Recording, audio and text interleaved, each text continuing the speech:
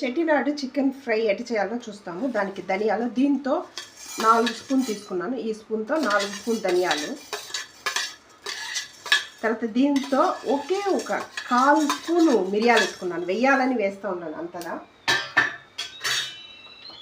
తర్వాత ఒట్టిమిరపకాయలు 10 ఒట్టిమిరపకాయలు. మనం లోపల ఇంకా కారం ఏం వెయ్యము, కారం పొడి వేయము. ఈ ఒట్టిమిరపకాయల కారమే వేస్తాం. అందువల్ల అని చెప్పి ఎక్కువ తీసుకొని మీరు కావాలంటే మీ కారాన్ని తగినట్టు ఎత్తుకోవచ్చు. నాకు తెలిసి ఇదే సరిపోను. తర్వాత సోంపు, ఇది సోంపు 1 స్పూన్ సోంపు తీసుకున్నాను. 1/4 స్పూన్ మెంతులు తీసుకున్నాను.